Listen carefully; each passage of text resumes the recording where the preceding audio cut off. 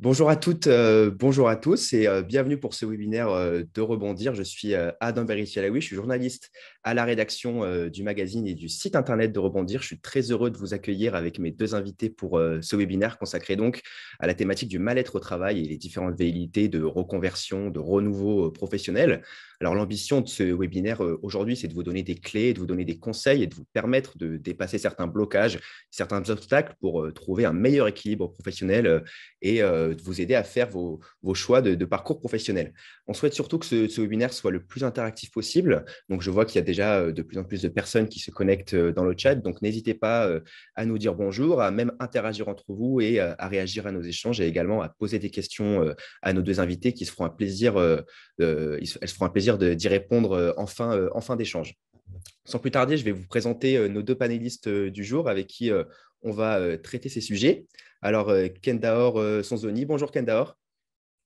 Bonjour Adam, merci. Kendaor, tu es coach professionnel partenaire chez Chance, qui est donc un organisme qui propose un parcours consacré au bilan de compétences pour les personnes en quête de reconversion et d'épanouissement professionnel. Et tu as déjà accompagné, si je ne me trompe pas, plus d'une soixantaine de profils et de talents. Donc, tu pourras nous apporter ce retour d'expérience-là. Et il me semble que tu as toi-même suivi ce parcours Chance parce que tu as eu plusieurs vies avant de devenir coach professionnel. Et donc, on va pouvoir voir avec toi les différentes étapes d'introspection et les différentes étapes de questionnement pour mener à bien ce genre de projet. Et Absolument, on ne peut ensuite, rien te cacher, hein. Tu sais c'est tout. ça. Et ensuite, Marine Plestan. Bonjour Marine. Bonjour Adam, bonjour à tous. Bonjour Marine, donc tu es aujourd'hui l'exemple parfait d'un profil de reconversion, de renouveau professionnel réussi et pleinement réfléchi, parce que tu étais pharmacienne, mais après de longues études et quelques années d'exercice, tu as décidé de te reconvertir partiellement et puis de revenir à tes premières passions pour un peu suivre tes envies profondes. Et tu es aujourd'hui graphiste et designer visuel pour des entreprises de la santé. Et il se trouve que tu as suivi ce fameux parcours chance pour un peu t'aider dans tes questionnements et dans ce renouveau. Donc, tu vas pouvoir nous expliquer un peu à nous et à nos spectateurs comment on mène un tel projet à bien et quels sont, encore une fois, les obstacles et les blocages à dépasser. Donc voilà pour les présentations. Je vois que vous êtes de plus en plus à nous faire un petit coucou dans le chat. Donc c'est très bien, continuez comme ça. N'hésitez pas à poser vos questions et j'en profite pour vous signaler que le webinaire sera également disponible en replay. Vous recevrez toutes et tous un lien à l'issue de nos échanges pour pouvoir le revisionner et il sera également disponible sur la chaîne YouTube de Rebondir et puis sur notre site dans quelques jours. Alors écoutez, je vois qu'on est déjà pas mal, donc je vous propose, Kendaor, Marine, d'entrer tout de suite dans le vif du sujet avec une première question collégiale, je dirais, adressée à toutes les deux. Donc notre sujet du jour, c'est donc le mal-être au travail. Peut-être que la première étape, c'est déjà de mettre le doigt là-dessus, de l'identifier. Quelles sont les premières questions à se poser pour un peu identifier un potentiel mal-être? Qui veut se lancer? Kenda, vas-y. Avec plaisir. En fait, effectivement, il y a plusieurs. La première question, moi, je donnerais une image. Je donnerais l'image de l'échelle du bien-être ou l'échelle du mal-être. On prend une flèche.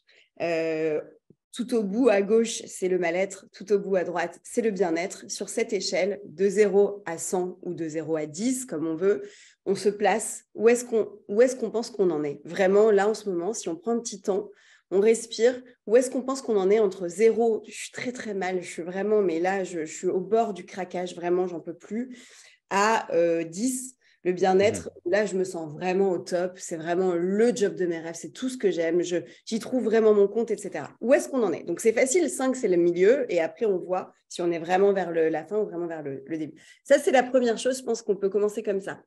Ensuite, je pense qu'il y a quelque chose qui peut aider aussi. C'est le matin, quand on se lève, à quel point on a envie d'aller au travail. Et pareil, on se donne une petite note entre 0 et 20. J'ai envie d'aller au travail à combien de pourcents ou à combien. Et là, on sait, en général, ça ne trompe pas. Et si vraiment on y va à reculons avec les pieds qui traînent, etc., ben, c'est important de se poser des questions. Même pas commencer, de se poser des questions et de se faire accompagner. Je pense que c'est vraiment très important. Et après, on peut aussi être dans la catégorie du dessus, c'est-à-dire par exemple, si on prend de 0 à 10, entre 5 et 10, et quand même se poser des questions Bien pour sûr. améliorer et aller toujours plus loin dans le bien-être parce que c'est rare d'être à 10. Tout à fait, c'est justement ce qu'on développera. Il y a soit les petits ajustements, soit la grande reconversion. Il y a tout un panel, d'éventualités à envisager et donc, Marine, toi, sur ta propre expérience, comment tu as pu mettre le doigt justement sur, les changements que tu voulais opérer et sur le fait que ça ne te convenait pas, ta situation? Alors moi, du coup, j'ai fait des longues études. Après, je me suis lancée dans la vie active. Moi, j'avoue que ça a toujours été une série un peu de, j'appelle ça des non-choix, qui m'ont menée jusqu'à la carrière. Je travaillais dans l'assurance qualité en industrie pharmaceutique. Et au final, à chaque fois, j'arrivais sur un nouveau poste, j'étais excitée par le démarrage voilà, de nouvelles responsabilités, un nouvel environnement, etc. Je me disais, cette fois, c'est la bonne. Et je trouvais toujours, à partir d'un certain moment, je finissais toujours par ne plus m'épanouir, donc changer de poste, changer d'entreprise, jusqu'à un Mmh. moment où je me suis dit qu'en fait, le souci, c'était plus le métier en lui-même, quoi, travailler dans l'industrie pharma qui me convenait pas, qui m'épanouissait pas. Et donc, c'est un peu comme ça que j'ai commencé à me poser des questions. Et puis après, c'est bien d'identifier voilà, qu'on n'est pas épanoui là où on est, mais c'est quoi l'étape suivante? Comment trouver c'est quoi le souci? Est-ce que c'est l'environnement? Est-ce que c'est le secteur? Est-ce que c'est le métier? Mmh. Et tout ça, c'est pas forcément évident, voilà, évident à découvrir tout seul. Bien sûr. Et c'est justement, à ce moment-là qu'un accompagnement, un coaching, ça peut aider à prendre ce recul-là et justement, Kendaor, avec le parcours chance et en tant que coach, un de tes premiers er travails, c'est de les aider à prendre ce recul sur eux-mêmes pour identifier les besoins, pour apprendre à prendre soin de soi? Oui, absolument. La première chose, c'est vraiment comme tu disais tout à l'heure, de voir où on en est. Parfois, on pense qu'il faut tout changer. Ça va plus, donc on a envie de tout changer, mais en réalité, l'idée du coaching, de l'accompagnement, c'est de faire un pas de côté et de remarquer que tout n'est pas toujours à jeter dans la situation présente. On ne va pas jeter bébé avec l'eau du bain. C'est-à-dire que on va quand même aller chercher les choses qu'on aime, les choses qu'on apprécie, qu'est-ce qu'on peut garder, faire le tri entre vraiment ce qui ne va plus du tout et ce qu'on apprécie encore, comme, je ne sais pas moi, le rapport avec ses collègues, Mmh. les horaires, le salaire, et ce qu'on veut vraiment laisser. C'est pour ça que le parcours chance est quand même très bien fait. Il est en 3 parties, donc on va commencer par l'introspection, on va vraiment aller voir qui on est. C'est le terreau qui va nous permettre de construire un projet qui nous ressemble. Donc, je rappelle, hein, comme tu disais tout à l'heure, Chance, c'est un parcours qui est à la fois un bilan de compétences et une très grosse communauté d'entraide. Et les deux ensemble, ça permet de construire Mmh. un projet qui nous ressemble. Et donc, le coach va aider à construire ce projet, mais pas que. Il y a aussi toute la communauté Chance et tous les alumni, tous les gens qui ont déjà fait Chance, etc. Et donc, il y a 3 phases: introspection, exploration, validation. En introspection, on va aller voir qui l'on est, quels sont nos rêves, nos moteurs, nos aspirations, nos objectifs de vie, etc. Et là-dessus, on va pouvoir construire. En exploration, on va ouvrir les possibles. On va vraiment envisager des choses qu'on n'avait peut-être encore pas envisagées, etc. Et dans la dernière phase de validation, le talent va pouvoir choisir un projet pour l'emmener jusqu'au bout, pour être vraiment clair sur les actions à mener pour y arriver. Mmh. Voilà, ça dure 3 mois, tout ça. Et en fait, c'est important aussi parce que Marine l'a dit tout à l'heure, on va voir chez Chance, on a vraiment ce qu'on appelle les 4 piliers. En fait, on pense qu'un travail, c'est pas seulement un métier. Un travail, c'est 4 piliers. Donc, il y a le métier, bien sûr, parce que le métier, c'est toutes les heures par jour qu'on va passer à faire nos missions au quotidien. Donc, c'est important qu'elles soient motivantes, mais c'est pas que ça. C'est Mmh. aussi un environnement. Ça, c'est le deuxième pilier. Donc, est-ce qu'on veut un environnement très challengeant, peu challengeant? Qu'est-ce qu'on veut? Est-ce qu'on veut travailler en équipe ou plutôt solo? Mmh. Bien Est-ce qu'on sûr. veut être un expert? Enfin, voilà, c'est important. La finalité, ça, c'est le troisième. Euh, pour quelles raisons, pourquoi on fait ce métier, quel est l'impact qu'on va avoir sur le monde, sur soi, etc. Et puis, les impératifs géographiques, financiers, personnels, ce n'est pas du tout la même chose si on a des enfants à aller chercher, si on est investi dans une association, si on a un prêt, etc. Donc, voilà, métier, environnement, finalité, impératif. Et Et ça, ça, c'est la c'est lecture. Tout à fait. Et ça, c'est une grille de lecture qui est tout à fait utile et transposable à toute personne, que ce soit des personnes qui suivent un parcours de coaching comme le parcours Chance ou autre, ou qui ne le suivent pas. C'est vraiment une clé de lecture très intéressante justement pour identifier là où on en est et quels sont les leviers potentiels. Marine, quand on a préparé ce webinaire, tu as insisté sur le bilan de compétences que tu as pu suivre dans le cadre de ton parcours. Euh, Qu'est-ce que ça t'a apporté sur toi-même? Qu'est-ce que ça t'a appris de pouvoir faire un peu ce bilan sur ton bilan de compétences et comment ça t'a permis après de clarifier ton projet? En fait, moi, c'est vrai qu'avant de démarrer Chance, donc ce que je savais, c'était que j'avais plus envie de travailler dans l'industrie pharmaceutique, en tout cas pas dans les métiers qui étaient possibles d'exercer. Et je savais que je voulais être partie prenante dans les décisions d'entreprise pour laquelle je travaillais, voire du coup me mettre à mon compte, parce que ça semblait être la meilleure piste, parce que j'étais souvent soit en désaccord, soit frustrée de devoir exécuter les Mhm. tâches sans forcément être d'accord avec la stratégie décidée au-dessus, ou voilà, en me disant quel est le sens de mon travail quotidien si au final j'ai l'impression de le faire pour rien parce qu'au-dessus je ne suis pas alignée avec la façon de diriger. Donc ça, c'était les deux convictions que j'avais. C'est déjà pas mal, je trouve. Mais bon, voilà, après 8 ans dans l'industrie, c'était bien que j'ai ça en tête. Et du coup, quand j'ai démarré Chance, la phase d'introspection, ça a été vraiment quelque chose de... Enfin, j'ai été hyper heureuse de ce que j'ai pu en tirer. Ça a vraiment été... je n'avais pas un déclic, mais en tout cas une révélation, parce que j'ai appris tellement de choses sur moi, au-delà d'un simple bilan de compétences, dire tu es capable de faire ça, voilà, je suis bonne, je sais utiliser Mhm. tel logiciel, j'ai telle compétence. Déjà, il n'y a pas que des compétences professionnelles, il y a aussi les compétences qu'on appelle les soft skills, les compétences Bien qu'on sûr. a en nous. Moi, par exemple, je suis quelqu'un de hyper carré, rigoureuse, organisée. Tous mes collègues, mes anciens collègues et mes amis vous le diront. Bon, voilà, c'est quelque chose Et ça, c'est des qui est choses en moi. dont on n'a pas forcément conscience si on ne prend Voilà, pas le recul par une personne extérieure également. exactement. Et c'est quelque chose qu'on peut réutiliser dans plein de domaines. Donc, il y a les compétences, il y a aussi les qualités. C'est génial dans le parcours. Si on a la chance de pouvoir faire un parcours comme ça, chez Chance, on peut solliciter notre entourage pour nous faire un feedback sur la façon dont on Mhm. est perçu. Ça rebooste l'ego comme jamais. Et en plus, on découvre des choses sur nous dont on ne se rendait pas forcément compte, la façon dont les autres nous perçoivent. Ça nous apprend aussi la façon qu'on a de fonctionner, que ce soit le type de personnalité qu'on a ou le rôle qu'on a au sein d'un groupe. Est-ce qu'on est plutôt leader? Est-ce qu'on est plutôt suiveur, conseil, etc. Tout ce qui me faisait vibrer, toutes les activités qu'on fait où on pourrait passer des heures sans voir le temps passer. Et puis Kenda l'a dit, les valeurs, quelles sont nos valeurs? Et c'est vrai que c'est hyper Mhm. important de travailler soit dans une entreprise, soit en tout cas pour soi aligné avec les valeurs qui sont les nôtres. Et puis je n'ai pas peut-être le plus important, mais en tout cas quelque chose qui pour moi, on ne peut pas passer à côté, c'est ces impératifs de vie.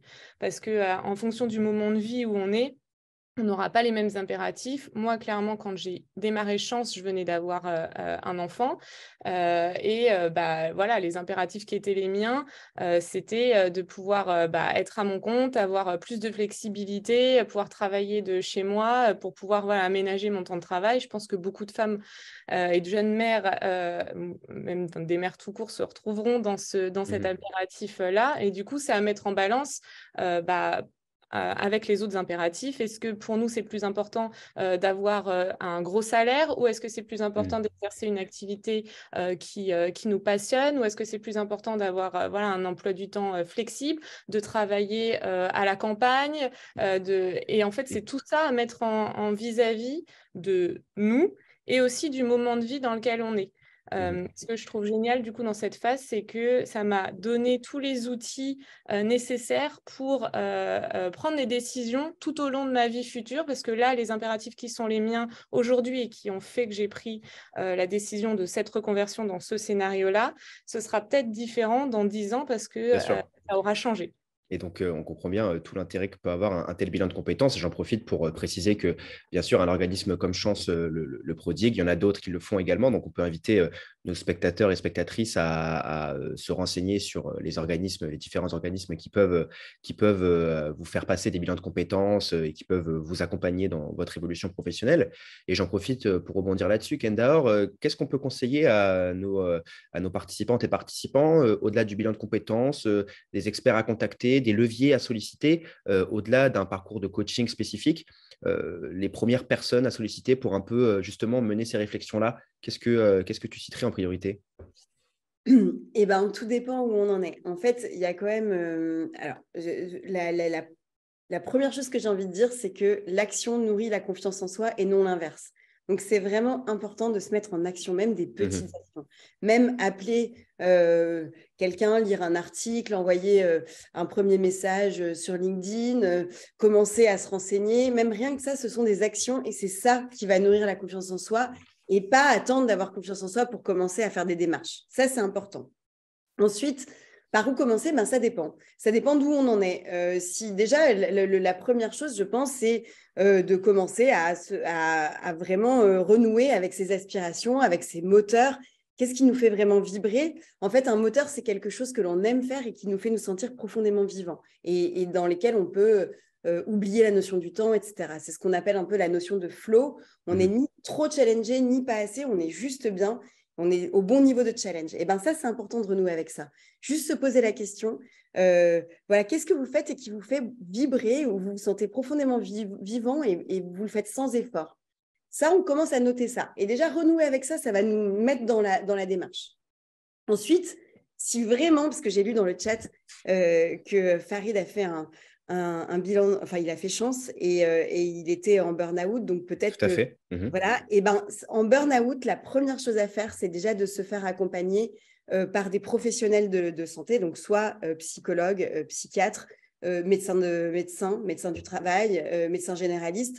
Mais c'est vraiment important d'avoir un accompagnement d'abord pour sa santé. Parce que quand on est en burn-out, c'est vrai que le corps ne répond plus en général. Ça dépend à quel niveau de burn-out on en est. Mais c'est important de d'abord s'occuper de son corps avant de s'occuper du comment, quoi, de tout ce qui est psy. Bien sûr, il faut prendre soin de soi avant toute chose. Absolument. Et une fois qu'on a fait ça, eh ben oui, on peut soit donc se faire accompagner, soit commencer à le faire par soi-même. Donc, comme disait Marine tout à l'heure, demander du feedback, parce que chez Chance, on a un outil qui permet de demander du feedback, comment les autres nous voient, quels sont nos points forts, etc. Mais on peut aussi le faire sans Chance. On peut aussi aller demander à son entourage, du feedback. On peut aussi s'entourer, parce que c'est vraiment important quand on est dans une phase comme ça de changement de sa vie, de s'entourer, comme les grands sportifs en fait. Les grands sportifs, ils vont s'entourer d'une équipe. Pour être bien conseillé et bien accompagné, bien sûr. Exactement. Il y a des médecins, il y a des conseillers, il y a un coach, il y a des fans, il y a des potes. Enfin voilà, il y a vraiment toute une équipe et donc c'est important. Donc chez Chance, on propose aussi de faire son équipe. Dès qu'on commence le parcours, c'est une des premières activités qui est proposée, c'est de former son équipe qui va nous accompagner pendant toute la durée du parcours. Donc ça, c'est important, s'entourer. Et des personnes qui sont vraiment, qu'on trouve bienveillantes et qui vont nous porter, qui vont être là quand on aura des moments de doute, qui vont être là pour nous challenger, qui vont être là pour nous, etc. Mais pas forcément des personnes qui ont envie d'être là, mais dont on sait qu'ils vont porter un jugement. Donc, c'est important de vraiment choisir ces personnes-là. Ensuite, c'est important aussi, quand on est dans une démarche de changement, si on a plusieurs idées, par exemple, sur ce qu'on voudrait faire, sur quel est notre environnement idéal, quel est notre métier idéal, etc., d'aller se renseigner. Donc, nous, on invite ça aussi chez Chance, on invite à aller appeler des experts métiers pour se renseigner sur la réalité du marché, sur la réalité du travail, etc. Et donc, de contacter quelques personnes comme ça et de leur demander quelle est leur journée type, etc. Tout à fait, pour s'informer.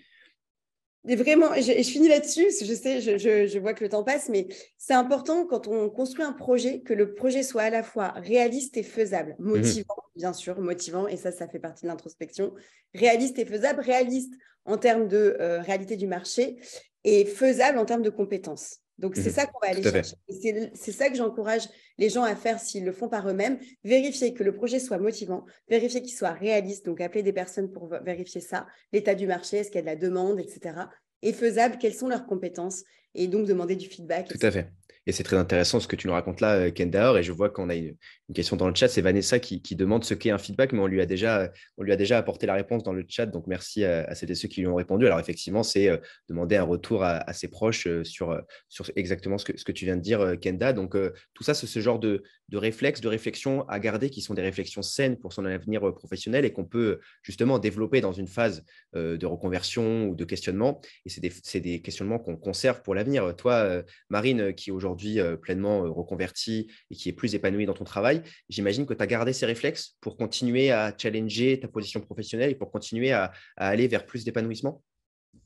Oui, bah alors moi, je suis quand même au tout début de ma reconversion. Là, je suis en train de terminer ma formation graphisme. J'ai mes premières missions et c'est hyper chouette parce que je suis vraiment dans une étape de construction de mon nouveau business. Mais un truc qui est sûr, c'est que tout ce que j'ai appris dans le cadre du parcours et même à côté, puisque comme j'ai fait le choix de me mettre à mon compte, j'ai fait aussi beaucoup de formations sur l'entrepreneuriat, stratégie de marketing digital, comment vendre mes offres, etc. Tout est un panel de compétences que je n'avais pas et qu'il m'a fallu acquérir. Mais en tout cas, tous les outils que j'ai utilisés et tout ce que j'ai appris durant la dernière année, c'est quelque chose que je garde précieusement et que je continue à utiliser régulièrement, surtout quand je prends des décisions. J'arrive plus facilement à prendre des décisions parce que à chaque fois, je me repose des questions. Voilà, c'est quoi ma priorité? C'est quoi mes impératifs? Et puis, on n'a pas de toute façon toutes les réponses tout de suite et ça peut changer au fur et à mesure de la vie. Je suis persuadée que dans 5 ou 10 ans, vous me réinvitez sur un live, ça se trouve, je fais pas complètement autre chose, mais je ferai certainement, enfin, ça aura changé, peut-être que j'aurais changé de cible ou changé d'approche, je me serais peut-être spécialisée. Mais en tout cas, j'ai l'impression d'être vraiment beaucoup mieux armée pour prendre des décisions que ce soit d'un point de vue vie pro, mais aussi vie perso, quoi, parce qu'il y a beaucoup d'outils de développement personnel qui sont proposés dans le programme et ça sert aussi bien voilà, pour le pro que le perso et ça, c'est vraiment Je top. crois que Kendahor veut réagir. Marine, ouais, tu peux nous rappeler ton projet? Ah oui, alors du coup, moi j'étais pharmacienne et dans le cadre du parcours, j'ai identifié que ce qui me faisait vibrer, c'était les activités créatives. Et d'ailleurs, j'ai vu qu'il y avait Farid qui avait posé dans les questions-réponses, est-ce que c'est forcément ça là-dedans qu'on doit s'épanouir et on ne peut pas s'épanouir en entreprise? Alors, c'est faux, petit aparté, par exemple, mon mari, je vais raconter un peu ma vie, est aussi pharmacien, il est dans l'industrie pharmaceutique et lui, il adore ce qu'il fait. Donc, c'est pas, Bien sûr, c'est propre à chacun. parce que c'est vrai qu'on se dit, voilà, on va se reconvertir, on se lance dans une carrière créatrice artistique. C'est pas le cas pour tout le monde. C'était mon cas, mais c'est pas le cas pour tout le monde. Et donc, moi, voilà, c'était vraiment ça qui me faisait vibrer, ça, et aussi être dans le conseil, l'accompagnement. Pouvoir exprimer mes opinions, faire entendre ma voix. Donc, j'ai choisi de me lancer en graphisme. Et c'est vrai que j'étais à ce moment-là, limite prête à faire un virage à 180 degrés et du coup repartir de zéro. Mais je me suis dit, pourquoi pas capitaliser sur l'expérience que j'ai déjà acquise Bien et sûr. sur le réseau que j'avais déjà. Et donc, c'est pour ça que j'ai choisi de me spécialiser du coup pour l'accompagnement des acteurs de la santé. Donc, voilà, maintenant, je suis graphiste et j'accompagne du coup tous les acteurs de la santé, que ce soit santé, bien-être, cosmétique, dans leurs projets de communication visuelle. Et ça, justement, ce que tu nous expliques à l'instant, Marine, sur ta réflexion, que tu as hésité entre un virage à 180 degrés et que tu as décidé de capitaliser sur l'expérience que tu avais déjà, c'est très intéressant parce que une idée qu'on souhaite souligner aussi dans ce webinaire, c'est qu'il peut exister des petits ajustements ou une reconversion totale et qu'il y a tout un panel d'éventualités à envisager. Et justement, je vois dans le chat Natacha qui nous dit « Je m'interroge sur quelle priorité donner aux changements que j'envisage, comment faire quand on identifie qu'on veut changer la finalité de son métier, son environnement de travail. Est-ce qu'il faut aussi apprendre à prioriser les choses et à ne pas tout de suite s'engager dans une reconversion totale ?» Je crois, Kendahor, que tu peux nous parler un peu de ça. Des fois, on apprend dans ce genre de parcours qu'on peut faire des petits ajustements dans son travail, dans son métier, avant d'envisager une reconversion totale qui est quand même bien plus engageante. Absolument, absolument. En fait, et puis chaque cas est unique, chaque cas est donc c'est important de voir par rapport à soi et en fonction, comme le disait Marine tout à l'heure, de l'expérience de vie dans laquelle on est. Ouais, elle a tout à fait raison en disant que rien n'est immuable, tout change. Et en fait, en fonction des moments de vie, on n'a pas les mêmes besoins, on n'a pas les mêmes impératifs. Moi, par exemple, justement, quand j'ai fait le parcours chance, j'étais déjà coach, mais je venais de divorcer et j'avais vraiment besoin de sécurité financière pour mes enfants, etc. J'étais à mon compte et je me rendais compte que l'avenir me faisait un peu peur à ce moment-là. Et donc, le parcours m'a aidé à mettre en lumière le fait que j'avais besoin d'un CDI et à reprendre un CDI. Mais en restant coach, c'était toujours mon métier, mais c'est juste que c'était un autre environnement et un autre impératif financier. Donc, en fait, effectivement, il y a des ajustements à faire. Moi, sur toutes les personnes que j'ai accompagnées, sur les 60, il y en a qui restent complètement dans leur job, dans leur poste, mais qui changent quelque chose, qui vont parler à leur manager, qui vont demander une adaptation, soit au niveau de leur temps de travail, soit au niveau du poste et des missions. Voilà. Et en fait, ça leur convient super bien. Et après, voilà. Mais tout ce que vous allez apprendre dans un parcours comme celui-ci, comme le parcours Chance, nous, chez Chance, l'idée, c'est de rendre les talents autonomes, de leur donner des méthodologies pour que toute la vie, ils puissent s'en servir et qu'ils puissent, à chaque fois qu'ils ont besoin, retrouver ce qui fait leur alignement, etc. Donc, c'est ça le but, quoi. Et dans toute méthode, hein, dans tout accompagnement. Bien sûr. Et il s'agit aussi tout simplement des fois d'apprendre ou d'avoir le courage d'aller parler à son management, d'aller parler à son équipe pour mener ces petits ajustements. Et c'est aussi ce qu'on apprend chez Chance et c'est aussi ce que un coach peut aider à faire, peut accompagner à faire. Un coach peut accompagner à la prise de parole à son manager en public. Enfin voilà, on peut vraiment, c'est souvent des croyances et des blocages. Et il y a des choses très faciles pour renverser la boucle de croyances limitantes ou renverser un blocage. Et d'ailleurs, chez Chance, il y a plein d'ateliers collectifs qui peuvent permettre, qui sont sur ces thématiques-là et en faisant partie de la communauté, et je pense notamment à Farid, on peut y avoir accès. D'ailleurs, pareil, je pense à ça tout de suite parce qu'on voulait du concret. Donc, pour vraiment, par exemple, le blog de Chance, le blog sur le site de Chance, il est accessible à tous. Et sur le blog de Chance, il y a des conseils pour tout ça, en fait. Il y a des conseils pour parler à son manager, il y a des conseils pour aller interroger des experts, il y a des conseils pour renouer avec ses aspirations. Donc, n'hésitez pas à faire un tour sur les réseaux sociaux de Chance, l'Instagram, le blog, le TikTok. Moi, je donne très souvent des astuces aussi pour se déstresser avant une prise de parole, etc. Tout à fait. Voilà, c'est hyper important. Ça rejoint ce qu'on disait tout à l'heure sur déjà s'informer sur ces sujets-là. Ça peut déjà être une première ouverture et j'encourage par la même occasion nos spectatrices et spectateurs à visiter le site de Rebondir. Nous écrivons également régulièrement des articles sur la question. En tout cas, voilà, il faut en parler, il faut pouvoir s'ouvrir là-dessus. Et justement, je vois une question dans le chat qu'on avait déjà un peu reprise tout à l'heure, mais c'est Nathalie qui nous dit: un changement d'activité seul suffit-il à retrouver un bien-être au travail si on n'a pas été préalablement réparé par un précédent traumatisme vécu au travail? Ça rejoint un peu ce que tu nous disais, Kandahar, sur il faut prioriser sa santé tout de même avant de parler du professionnel. Il y a quand même des priorités. En fait, c'est important de se réparer. C'est important de se guérir, de se soigner. On peut faire les deux en même temps. Ça, c'est possible en fonction de son état. Donc, Nathalie, par exemple, s'il y a une réparation qui est en cours auprès d'un professionnel de santé, donc un psy, un médecin, etc., quelqu'un dont c'est vraiment le métier, on peut faire le changement d'activité en même temps. Et être accompagné par un coach ou par un parcours comme Chance, c'est complètement possible. Les deux marchent ensemble. Mais par contre, on ne peut pas le faire si on est vraiment encore très activé ou très blessé par un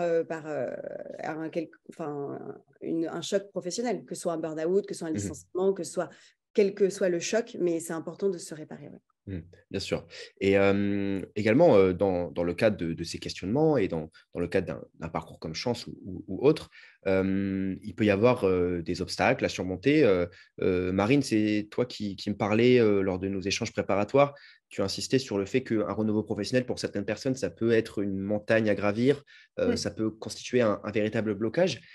Comment toi, tu as dépassé ces obstacles et quels conseils tu pourrais donner là aux personnes qui nous écoutent pour justement de ne pas en faire une montagne à gravir, mais plutôt, on parlait tout à l'heure des petits pas, des petites choses à faire. Comment on peut éviter de s'en faire justement une montagne? Alors, justement, je voulais rebondir sur le commentaire de Vanessa qui dit que le bord du burn-out et qu'elle aurait adoré travailler dans un domaine créatif, mais que financièrement, ça lui faisait peur. Oui. Déjà, je trouve que le premier obstacle à franchir quand on pense à reconversion, c'est OK, mais du coup, je fais quoi? Parce que voilà, quand on a un salaire, loyer à payer, juste vivre, c'est pas forcément évident comme décision à prendre. Je sais que ça l'est d'autant moins, c'est pas une excuse, mais quand on a fait des longues études comme moi, qu'on a un très bon salaire, ça peut faire peur aussi. Alors moi, j'ai la chance qu'on soit deux. Et j'ai Ouais. réussi à obtenir une rupture conventionnelle avec mon employeur. Donc, en fait, j'ai pu faire ma reconversion en touchant mes indemnités Pôle emploi.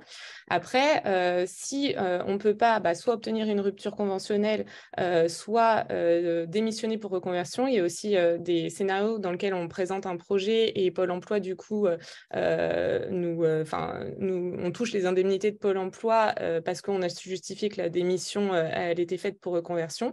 Après, il y a aussi la possibilité de se former en parallèle de son travail actuel. Alors, c'est sûr que ça prend du temps, mais par exemple, moi, la formation de graphiste que je fais, c'est une formation à distance. Comme je suis de chez moi à mon compte, moi, j'ai pu la faire en journée, arrangée avec mon emploi du temps, etc. Mais je connais beaucoup de personnes dans ma formation qui le font le soir, le week-end. Et du coup, ça permet aussi de sécuriser en gardant son travail tout en préparant la future carrière. C'est aussi pas le même risque quand on est à son compte que quand on travaille Tout à avec fait. CDI, comme disait Kenda. Si le besoin qu'on a dans son projet, c'est avant tout la sécurité financière, c'est pas pour ça qu'on doit forcément continuer à faire un travail qui nous épanouit pas. On peut très bien se former et après rechercher un nouveau CDI. Le tout est de choisir une carrière qui nous épanouisse quand même suffisamment et dont les revenus nous permettra de vivre tout simplement. Donc Tout ça, à c'est fait. le premier blocage, je trouve, qu'on a à dépasser quand on se dit je veux changer de métier. Il y a comment je m'y prends. Donc effectivement, il y a plein de ressources pour ceux qui ont la chance de faire un parcours comme chance foncé. Après, il y a aussi plein d'outils maintenant, de webinaires qui sont accessibles, de blogs, etc., qui reprennent un peu toutes les étapes et les conseils pour être accompagné si on ne peut pas se le permettre financièrement. Et puis après, une fois qu'on est dans la démarche, il y a dépasser tous les blocages qu'on peut avoir. Coucou, le gros syndrome de l'imposteur ou les bonnes Les fameuses croyances limitantes, quoi. Exactement. Alors, c'est encore deux choses différentes, mais les croyances limitantes, moi, typiquement, depuis toute petite, on m'a toujours martelé que carrière créative, c'était dangereux dans le sens où je risquais de ne pas avoir un revenu régulier, c'était mal payé, c'était compliqué, etc. Donc, en fait, comme j'étais bonne en sciences, on m'a plutôt poussée dans la voie scientifique. Donc, se détacher de ça, c'est pas forcément évident. Et même quand j'étais dans le parcours, au début, j'ai même pris un mauvais virage. J'étais sur un projet qui était plus justement sur l'organisation et tout, parce que j'étais bonne là-dedans. Mais c'est pas parce qu'on est bon dans quelque chose que c'est ce qui nous épanouit. Et puis au moment d'aller plus loin dans ce projet-là, je me suis dit, mais non, en fait, j'ai pas du tout envie de faire ça. Et c'est à ce moment-là que j'ai enfin réussi à être honnête envers moi-même et me dire, en fait, ce que je veux, c'est faire un métier créatif. Et ça, voilà, l'honnêteté, arriver à ne pas se précipiter dans la première voie qui nous paraît être à peu près collée à ce qu'on est et arriver à être honnête avec ce qu'on a vraiment envie de faire, pour moi, c'est essentiel. Sinon, au final, on risque Bien juste de sûr. se lancer dans quelque chose qui nous correspond pas. Donc, il faut être bienveillant et patient et puis prendre le temps de chercher et pas partir avec des a priori. Genre, je veux faire une carrière créative, non, jamais je réussirai à m'en sortir financièrement. C'est déjà Si, c'est un gros possible. cheminement. C'est déjà un gros cheminement. Et Voilà. pour rebondir là-dessus, sur un peu la réalisation de ses envies profondes et s'écouter soi-même, Kenda, il me semble que tu voulais également insister sur ce qu'on appelle l'ikigai. Ouais. Est-ce que tu peux nous expliquer un peu ce que c'est?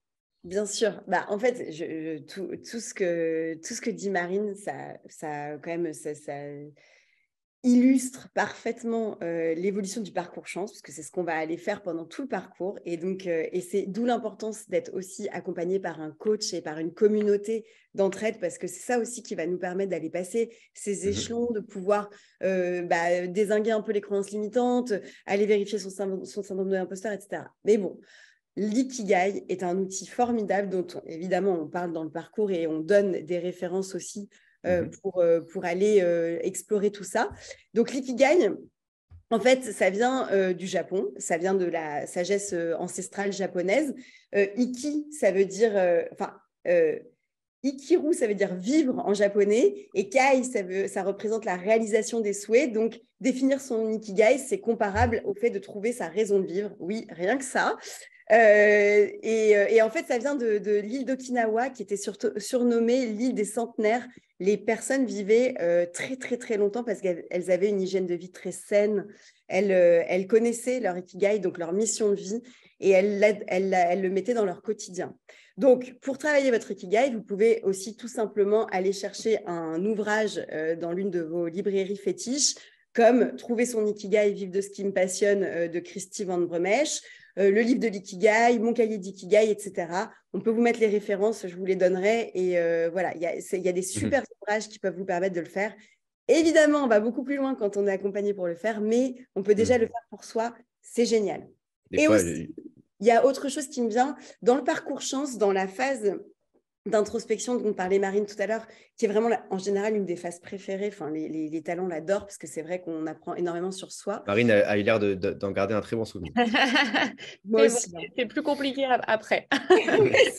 Après, on va chercher vraiment des choses plus terre à terre, donc c'est sûr. Après, il y a des gens qui adorent, mais effectivement, on est très fort sur la phase d'introspection et sur le reste aussi. Mais dans la phase d'introspection, on invite aussi les talents à faire quelques tests de personnalité pour se connaître un peu mieux. Et il y a un test de personnalité qu'on peut trouver sur Internet, qui est une des versions simplifiées, mais qu'on trouve sur Internet, qui s'appelle le MBTI, le test des 16 personnalités. Et c'est un test génial à faire, il prend 10 minutes. Il y a la page qui est gratuite sur Internet, allez-y. MBTI, test des 16 personnalités, 16 personalities, parce qu'il est en anglais, il est encore plus étoffé. Peut-être que tu peux l'écrire dans le chat en message pour que nos participants le voient. Mais effectivement, voilà, ce genre de petite lecture ou de petit test, ça peut aussi ouvrir les perspectives et on peut inviter les personnes à effectivement également s'informer sur ce genre de lecture. Je vois qu'on a bien avancé, je vois qu'il y a pas mal de questions dans le chat. Je vous propose de peut-être passer à cette session de questions-réponses, histoire qu'on puisse répondre au maximum de questions. Donc, je vous encourage, spectatrices et spectateurs qui nous écoutent, à poser vos questions et on va tâcher de répondre à quelques-unes. Je vois notamment une question de Nathalie qui reprend cette idée de petits ajustements. Quand le mal-être au travail ressenti par un salarié vient d'une seule et unique personne, en général son supérieur hiérarchique, faut-il envisager de quitter un métier qu'on aime et un environnement conforme à ses attentes? Alors, est-ce que quand ça ne se passe pas bien au travail avec une personne, comment faire? Est-ce qu'il faut absolument vouloir changer de métier ou alors il faut peut-être justement, c'est ce moment-là, faire des ajustements au travail et parler avec son manager? C'est une très bonne question et en fait, c'est au cas par cas. Tout dépend. C'est vrai que c'est quand même très compliqué. Je suis pleine de compassion parce que c'est quand même très compliqué quand c'est compliqué avec son manager. Parce que, voilà, il faut trouver, je pense, l'idée, c'est de trouver d'autres personnes, ressources, comme une RH, une DRH, une collègue, quelqu'un qui peut nous aider parce que très souvent, quand c'est compliqué avec le manager, c'est vraiment aussi très compliqué d'aller lui parler. Et en fait, quand la relation ne se fait pas, quand la discussion ne se fait pas, voilà. Par contre, ce que je donnerais, effectivement, il y a plein d'ajustements possibles et c'est complètement possible de continuer. Si on adore son métier, si on adore son environnement, si on adore et que c'est la relation avec quelqu'un en particulier qui ne va pas, il y a plein de choses possibles, comme par exemple une formation en CNV. Et au-delà d'une formation en CNV, c'est la communication non violente. Juste le concept de base qui est qu'on peut communiquer avec l'OSBD. OSBD, c'est O, observation, S, sentiment, B, besoin et D, demande ou décision. Communiquer avec ça, déjà, ça peut faire des miracles. Enfin, ça peut vraiment aider énormément. Donc, aller vers le côté de la CNV. Il y a plein de livres aussi très intéressants de Marshall Rosenberg, qui est le fondateur, le père de la CNV, comme Les mots sont des fenêtres ou la CNV au quotidien, la communication non violente au quotidien. Ça va vous donner plein de billes pour pouvoir continuer. Et aussi, il y a un ouvrage qu'on adore chez Chance, qui est le guide de l'auto-coaching pour les femmes. Je l'ai là, c'est pour ça que je le regarde, mais bon, bref, je vous donnerai aussi la ref, qui peut permettre ce genre de choses. Comment on va parler, quelles personnes ressources on peut trouver, qu'est-ce qu'on peut faire comme ajustement pour que ça marche quand même avec quelqu'un qui nous active. Et on en revient à cette idée, effectivement, qu'il ne faut pas se précipiter et il y a des ajustements à faire et des solutions à trouver. Mais c'est vrai que souvent, la relation avec le management peut être source d'inconfort. Peut-être une question à adresser à Marine, parce que tu l'as un peu évoqué tout à l'heure. Tu disais qu'effectivement, avec ton niveau d'études, ton niveau de salaire et ton parcours, c'était peut-être compliqué à ce moment-là d'assumer un renouveau. Et il y a Amandine qui nous dit justement comment lutter contre le syndrome de la cage dorée. Je crois qu'on est en plein dedans dans cette idée. Effectivement, quand on atteint un certain niveau, on peut avoir le sentiment de revenir en arrière, ce qui n'est pas forcément le cas, bien sûr. Comment toi, tu as dépassé cela? Et je le couple avec une autre question de Laurence qui dit, la reconversion n'est-elle pas plus facile pour les cadres en bac plus 4, plus 5? Alors, pour la première question, comment tu luttes contre le syndrome de la cage dorée? Je n'ai pas de, de solution clé en main. En tout cas, enfin, pour moi, ça a beaucoup à voir avec c'est quoi le plus important pour toi, quoi. Est-ce que c'est continuer à avoir un salaire élevé, un confort, être voilà, aller tous les jours au travail, connaître bien ton environnement, etc. Et puis après, même si tu t'éclates pas dans ton travail, à côté de ça, tu te fais des super vacances, des sorties, tu t'éclates le reste du temps. Ou est-ce que c'est plus important pour toi de t'épanouir dans ce que tu fais, quitte à avoir voilà, un niveau de revenu peut-être moins important, en tout cas au début. Hein. Ce n'est pas parce qu'on se reconvertit que forcément ça veut dire qu'on gagnera moins ou voilà, ça dépend vraiment dans quoi on se lance et comment on développe la nouvelle carrière. Mais voilà, moi, ça a été une décision que j'ai fini par prendre, parce que j'ai eu l'opportunité de le faire quand je suis tombée enceinte. J'ai eu beaucoup de temps pour réfléchir. Mhm. Et puis, j'ai entendu parler de chance et je me suis dit, c'est génial, allons-y. Et aussi parce que j'étais arrivée à un stade où, en fait, à chaque fois que je me voyais, et ça, c'est une image, je ne sais pas si ça peut en aider certains, à chaque fois que je me voyais à l'âge de la retraite, donc avant je me disais 60, maintenant c'est 64 ans, mais est-ce que j'étais OK avec le fait de regarder en arrière et de me dire que j'avais passé toute ma vie à faire quelque chose qui m'épanouissait pas et qui m'éclatait pas. Je me dis OK, Mhm. parce que le boulot, en fait, c'est peut-être, j'en sais rien, 70% de notre temps dans la semaine.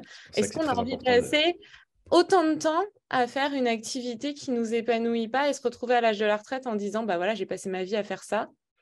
Voilà, C'est une après, excellente question. c'est une question de choix et de priorité et tu n'auras peut-être pas la même réponse en fonction du stade Bien de sûr. vie. Et j'en profite pour rebondir avec quelque chose, je crois que Kenda, c'est ce dont tu nous avais parlé aussi en amont de ce webinaire, un petit exercice mental. Si tous les métiers étaient payés de la même façon, qu'est-ce que vous souhaiteriez faire? C'est un peu un exercice rigolo pour s'interroger sur ses Exactement. priorités. C'est exactement ça, c'est s'autoriser à imaginer de nouveaux possibles. Et cette question, elle est quand même extra. Si tous les métiers étaient payés par elle, lequel vous choisiriez? Bah oui, exactement. C'est ce genre de questions qu'on aime bien se poser et c'est ce genre de questions qui truffent aussi l'introspection chez Chance. Donc, Tout à Mm. fait. Et on a La encore le temps de deuxième prendre. question, Adam, je me souviens plus ce que Oui, tu ah oui, disais. c'était Laurence qui nous disait la reconversion n'est-elle pas plus facile justement pour des Ah, profils très qualifiés, des cadres en bac plus 4, bac plus 5 qui ont fait de longues études. Peut-être qu'elle insinue que peut-être pour des personnes qui ont effectivement moins de qualifications ou un parcours moins riche, c'est peut-être plus compliqué de se retourner ou de se lancer. Toi, est-ce que tu as ressenti une certaine facilité? J'imagine pas forcément quand même. alors, moi, de mon point de vue, il y a deux. Enfin, ça peut être un avantage parce qu'on a peut-être fait des études plus longues, donc on a peut-être l'habitude, on est à l'aise avec les formations. Il y a plein de personnes qui sont hyper intelligentes et douées, mais par contre qui n'arrivent pas à se lancer dans des études, qui Mhm. ne sont pas voilà, capables de passer des heures à bosser, à apprendre, etc. Mais du coup, qui sont plus intuitives. Donc, c'est vrai que souvent, quand on est cadre, je pense qu'on est peut-être plus à l'aise avec les tâches un peu. Voilà, savoir qu'il faut passer par beaucoup de travail, de révision, de formation pour arriver à un objectif.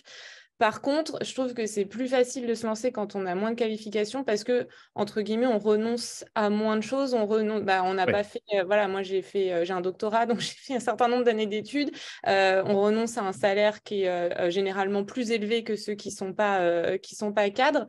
Donc le changement peut faire aussi plus peur à cause de ça. Donc, je pense qu'il y a des avantages et des inconvénients des deux côtés. Après, pour moi, le fait de ne pas être cadre n'est pas du tout représentatif de nos capacités Bien sûr. professionnelles. Et enfin, je trouve que En France, on a beaucoup tendance à encenser le diplôme, le Tout à bon fait. tampon sur le CV, alors que franchement, bon, je dis pas, voilà, heureusement que pour des professions médicales comme la mienne, il faut un diplôme, mais voilà, pour moi, j'ai vraiment appris mon Ouais. métier une fois que j'ai été sur le terrain. Et C'est important à dire.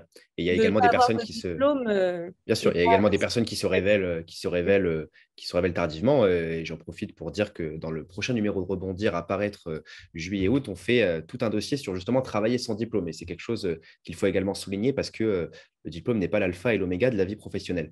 On a peut-être Absolument. le temps pour une dernière question. C'est une nouvelle fois Farid qui nous dit, doit-on rechercher l'épanouissement dans le travail à part dans les métiers d'artisan ou les métiers Mais j'ai créatifs? répondu à cette Car question tout à l'heure. Oui, tout à fait. Mais ensuite, il dit, car le travail en entreprise n'est-il pas seulement un moyen d'avoir sa subsistance? Alors, il est un peu radical dans son propos, mais je pense que c'est intéressant tout de même peut-être de lui répondre et de souligner que le travail, ça peut également être une voie d'épanouissement dans Mais sa vie absolument. et qu'il J'ai ne faut… répondu tout à l'heure à cette question en disant que mon mari, lui, il était dans l'industrie, Oui, c'est mais très fort. de manière plus générale, cette vision du travail, il nous dit, le travail n'est-il pas seulement un moyen d'avoir sa subsistance? Kenda, qu'est-ce que ça t'inspire, cette affirmation? C'est plutôt une question, pardon, de Oui, Farid. en fait, ça m'inspire que ça dépend de la personnalité, des valeurs de chacun, etc. Parce qu'il y a des personnes qui s'épanouissent énormément en entreprise, derrière un bureau, avec des longues études, avec vraiment une carrière hyper… ils adorent, il y a des gens qui adorent et il y a d'autres personnes qui effectivement s'épanouissent plus dans des métiers manuels et d'autres personnes qui s'épanouissent plus dans des métiers intellectuels et des personnes qui s'épanouissent… Donc, ça dépend de la personnalité. Tout dépend de qui l'on est et c'est pour ça que c'est important de se connaître avant de pouvoir bâtir un projet qui soit motivant sur la base de sa personnalité. Donc non, il y a vraiment tout type de profil, tout type de personnes et heureusement, il y a de la place pour tout le monde et voilà. Donc je pense que non, et après, comme disait tout à l'heure Marine aussi, si on sent qu'on aime les deux, parce qu'il y a des personnes qui adorent les deux, bah, c'est bien d'avoir un métier peut-être un peu, voilà, qui soit très… rangé voilà, dans une entreprise voilà, ou dans une usine ou comme on aime en fait, ça dépend. Il y a des personnes qui aiment bien, qui n'ont pas envie de se prendre la tête, il y a des personnes qui ont envie de faire, ça dépend. Et d'avoir un side project, d'avoir un projet à côté, Tout à fait. de s'investir dans une association, de s'investir dans quelque chose de créatif. Voilà, ça aussi c'est possible, tout est possible. L'important, c'est de se connaître d'abord. Et c'est pour ça que j'ai invité à ce test de personnalité dont je vous ai mis, je crois, Tout à le fait. lien. Parce que voilà, c'est ça qui est la base. Et une fois qu'on se connaît, après, on peut bâtir des Mhm. choses sur ce terreau fertile. Tout à fait. Et voilà, tout est Si possible. je peux rebondir aussi sur ce que tu dis, Genda, Bien sûr. Puis après, on parce va qu'on n'a pas conclure. parlé de ça, je fais rapide. On n'est pas aussi obligé de faire un seul métier. Moi, par exemple, avant de faire ma reconversion, d'ailleurs, je continue à le faire, mais j'anime des cours de sport. Je suis aussi animatrice sportive et ça a contribué énormément à mon équilibre quand j'étais encore en poste dans l'industrie pharmaceutique.